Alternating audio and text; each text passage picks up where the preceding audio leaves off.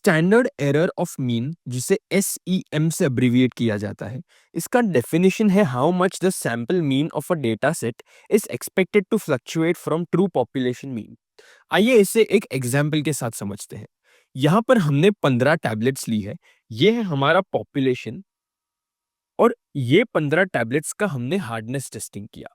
अब फिलहाल हम हार्डनेस के यूनिट के ऊपर ध्यान नहीं देंगे, हम सिर्फ इसका मीन देखेंगे। हमने जो 15 टैबलेट्स का मीन लिया हार्डनेस का, वो हमें कैलकुलेट कर कर आया है 3।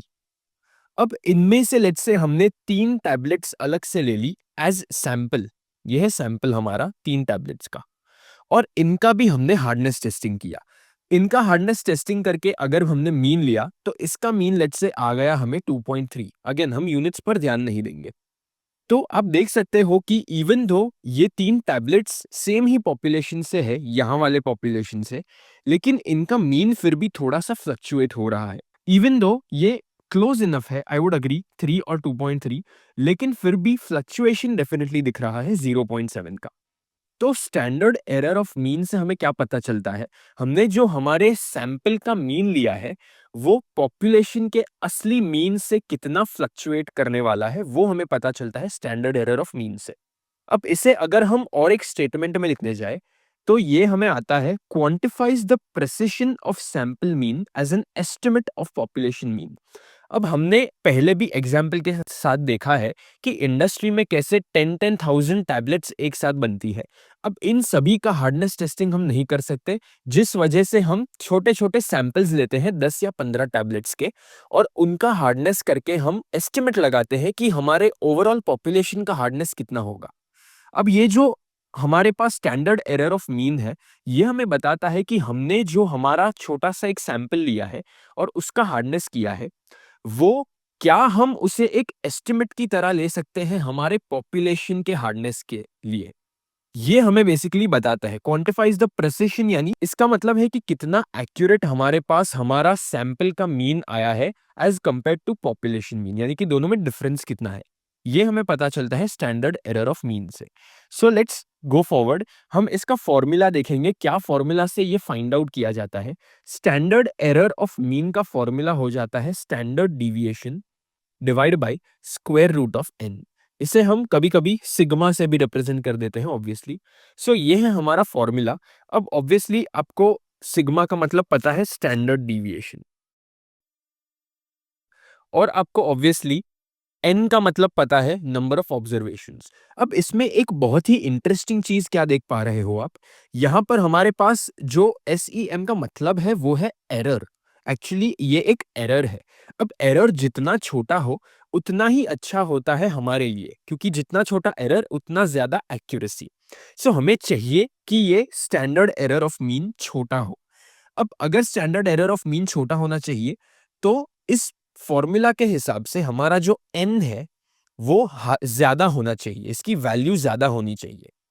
प्रेफरेबली अगर n ज्यादा है तो हम देख सकते हैं कि इनवर्स रिलेशनशिप है दोनों में, इसलिए स्टैंडर्ड एरर ऑफ मीन छोटा हो जाएगा अगर n ज्यादा है।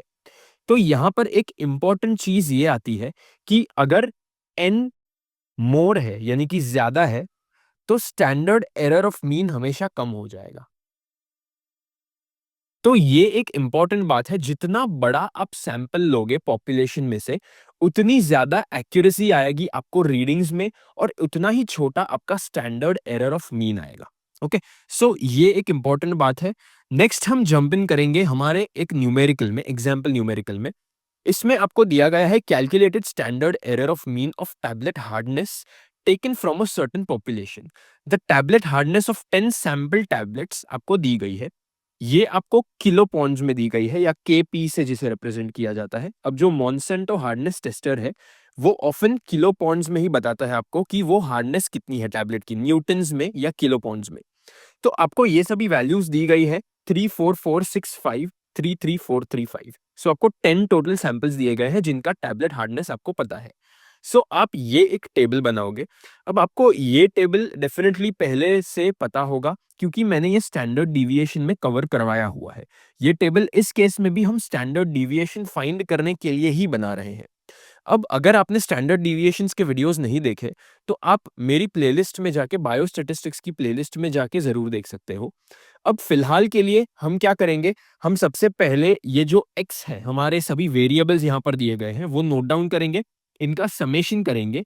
अब इनके समेशन से हम फाइंड आउट करेंगे x बार क्या होता है। ऑब्वियसली x बार का फॉर्मूला है summation of x divide by n।